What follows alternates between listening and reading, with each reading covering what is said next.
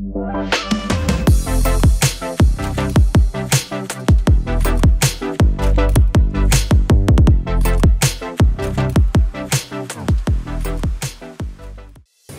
guys, welcome to Caca Talk. So, episode kali ini Caca Talk spesial nih karena mengundang salah satu siswa berprestasi SMK Yadika 5 yang merupakan siswa kelas 12 TKJ 1 yang pernah mengibarkan bendera merah putih di tingkat kota Tangerang Selatan.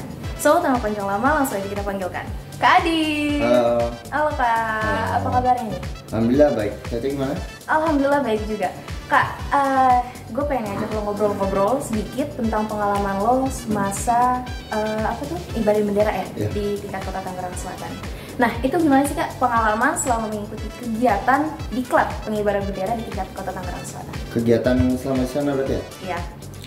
Jadi kegiatan di sana tuh cukup padat, dari bangun tidur sampai tidur lagi. Jadi kita bangun tuh biasanya ada yang bangunin bergantian. Jam 4 tuh kita udah harus bangun. Setiap kamar tuh diketok. Nah setelah itu kita mandi, azan subuh kita pada sholat di kamar masing-masing karena angkatan saya kan angkatan COVID. Oh iya ya, waktu itu masih dengan COVID. Jadi kita semua sholat di kamar masing-masing. Setelah sholat kita mempersiapkan barang yang akan dibawa. Apa aja tuh barang-barang? Barangnya itu ada buku, ATK,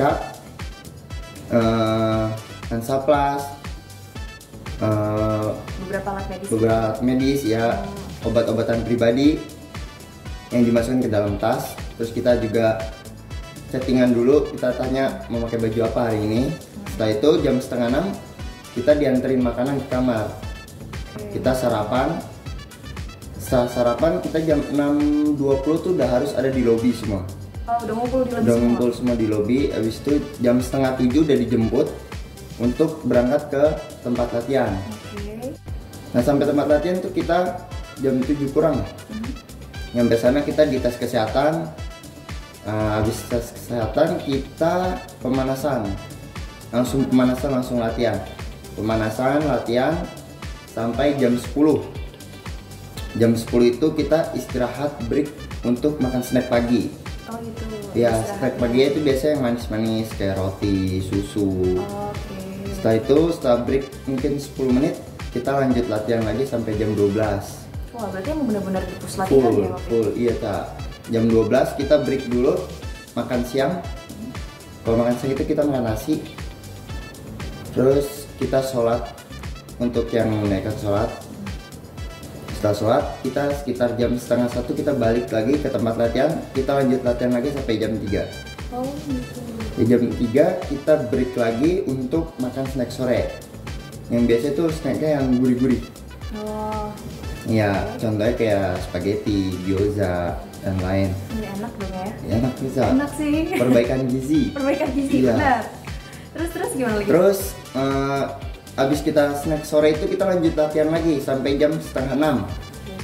Ya mungkin 5:30. Abis selesai latihan itu 5:30 kita pendinginan. Abis itu kita dicek lagi kesehatannya.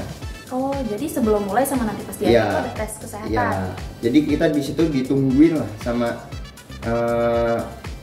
orang puskesmas yang ada di Tangsel itu bergantian setiap hari. Kita dari pagi sampai sore itu ditungguin. Jadi kalau ada yang sakit, pusing itu udah ada yang menangani. Oke. Nah, abis tes kesehatan itu kita balik ke hotel lagi. Itu nyampe hotel jam 6 lah ya mungkin ya. Jam 6 kita nyampe hotel, kita langsung masuk kamar, kita bersih-bersih. Nggak tahu mungkin yang lain nyampe kamar ngapain. Kalau saya biasanya sampai kamar itu mandi, nyuci, sholat. Nah di situ tuh nanti udah dikasih makanan, dianterin sama resepsionis sana, udah ditaruh di kamar. Jadi habis sholat kita semua makan di kamar masing-masing. Habis makan tuh kita nunggu azan isya, terus ke sholat. Itu nanti sekitar jam 8 tuh kita ada pemberitahuan untuk materi di kelas biasanya. Materi di kelas gimana tuh Pak? Materi itu materi tentang wawasan Indonesia, tentang bendera, sejarah-sejarah paskibraka.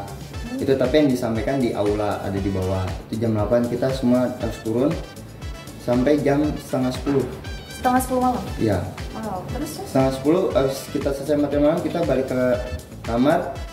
Habis itu kita tidur. Dan itu setiap harinya kayak Setiap gitu? hari. Selama berapa? Selama kurang lebih 2 minggu.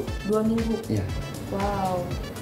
Digempur di lapangan juga iya, terus dikasih materi juga iya. Dengan begitu banyaknya kegiatan itu selama 2 minggu itu, pasti ada dong momen suka dukanya. Ada nggak sih? Ada. Kayak gitu. Apa tuh? Sukanya dulu deh. Sukanya Mungkin ngumpul sama teman-teman lo jadi gimana? Sukanya sih waktu mungkin pas yel. Pas yel. Kenapa tuh? Ya kita lagi capek aja, terus kita yel diajak pasti. Nyanyi tuh kayak melepas penat. Iya, gitu ya? melepas penat sejenak. Sama teman-teman ketawa-ketawa pasti iya, dong. Terus kalau dukanya? Kalau dukanya mungkin capek. Kalau duka sih kayak nggak ada. Mungkin momen lucu yang ada. Momen lucu ya? Ya. Jadi kita hari ketiga itu, kan kita latihan langkah tegap lagi. Itu kita udah bolak-balik sampai 3 kali. Dan pas balik keempat itu udah banyak yang jatuh, udah pada megangin kaki, udah pada megangin perut, udah pada kesakitan semua. Di situ tuh lucunya karena udah pada teriak sakit tuh. Lucu banget. Sama pas di kamar tuh semua berisik karena ada kram kaki itu karena latihan angkat tegap maju itu. Ada yang sampai pingsan nggak, Pak? Pingsan ada. Ada. Itu pingsannya di pusat pemerintahannya, udah di gedung wali kotanya. Wow. Jadi dia izin buat kamar mandi sendiri waktu itu. Pas jam makan siang jam 12. Pas kita selesai makan, kok dia belum balik kemana?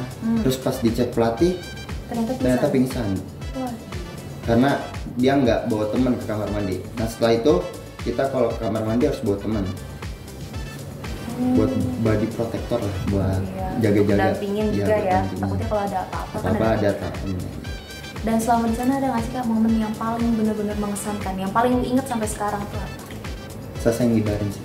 Ngibarin gimana tuh? Ya selesai ngibarin tuh pasti, karena ngibarin tuh kita penentuan yang ngibarin atau yang nurunin tuh di hari H sebelum upacara.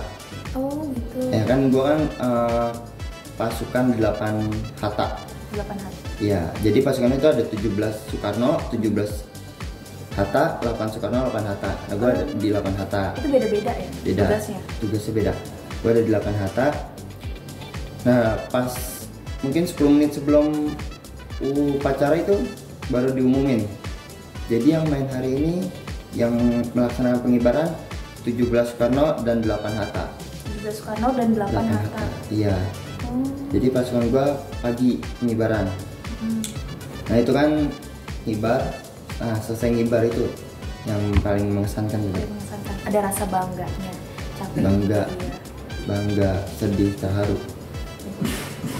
Dan ini selama pelatihan itu tekniknya gimana sih? Lu kan ngibarin bendera ya, pasti dituntut untuk perfect dong. Apakah sudah ada pelatihan sebelumnya atau lu berlatih sendiri di rumah atau gimana gitu? Pelatihannya mungkin dari sekolah awal. Dari sekolah? Ya, dari sekolah kan kita dilatih sama Pak Fauzan. Selama berapa lama tuh? Fauzan mungkin 3 bulan lebih kali ya? 3 bulan? Iya. Itu selalu setiap hari? Enggak setiap hari, Sabtu Minggu. Oh weekend aja? Iya weekend. Dari pagi? Dari pagi sampai sore. Wah. Itu kita diajarin basicnya mungkin ya. Habis itu jadi di sana kita udah ada basic, tinggal lancarin gitu. Jadi udah gak terlalu kaku ya pas di sananya. Dan gimana sih perasaan lu setelah acaranya itu udah selesai? Oh nih, lu udah ngerasa, oh ini semuanya udah selesai. Gue bangga pasti dong. Ya. Dan next time mau coba lagi atau gimana tuh? Pengen tapi nggak bisa. Oh nggak bisa? Nggak bisa, karena kalau Paskibraka tuh di Tangsel khusus untuk yang kelas 10. Khusus kelas 10 aja, berarti kalau yang udah kelas 11 udah nggak bisa, khusus di Tangsel ya. Yang gue tahu di Tangsel kelas 10. Karena kan kelas 10 tuh kita seleksi tuh di bulan April. Itu kan kita kelas 10. Nah, kita ngibarkan di bulan Agustus. Jadi biar kalau kelas 11 yang seleksi kan ngeganggu ulangan. Iya, Jadi yang kelas 10 doang bisa. Dan itu cuma bisa 1 kali seumur hidup. 1 kali seumur hidup. Berarti kayak lu kayak ini, berarti cuma 1 kali. Iya, 1 kali. Wow, enak ya. Udah pernah gila. Terus Kak, ada nggak kata-kata motivasi nih untuk teman-teman atau mungkin adik-adiknya di luar sana yang pengen tampil ke depan tapi malu, pengen nyoba kayak kakak tapi belum bisa? Motivasinya ya, motivasinya mungkin berlatih terus. Ya, kalau malu di depan umum mungkin belajar berbicara di depan kaca dulu, bercermin, ngobrol sendiri. Latihan PBB-nya gitu-gitu. Latihan PBB-nya kan bisa dari sekolah atau nanya ke kakak-kakaknya boleh. Oh gitu. Ya, untuk yang kelas 10 mungkin yang tahun besok kali ya, itu mau ikut seleksi juga bisa. Hubungin kakaknya. Tuh minta nih sama Kak Adit. Nah, untuk tahun besok mungkin yang megang Kak Citra, Kak Kevin, Kak Leo. Oh iya, yang tahun ini 11, ya, yang tahun ini kelas 11 berarti mereka. Nanti dia megang. Bisa nanya ke dia atau ke Pak Fauzan, bisa Pak Fauzan membantu. Wow. Berarti Adita memang support ya guys? Support sama enggak? Semuanya support. Mungkin ada motivasi. Kesempatan gak datang 2 kali, tapi kesempatan datang pada orang yang mau mencoba. Tuh guys, kesempatan itu nggak datang 2 kali, tapi kesempatan datang kalau orang itu mau coba. Oke, thank you Kak Adit udah mau ngobrol-ngobrol. Semoga di sini, semoga nggak kapok. Dan lain kali kita bisa ngobrol-ngobrol lagi. Oke guys, cukup sekian podcast hari ini. Thank you dan bye.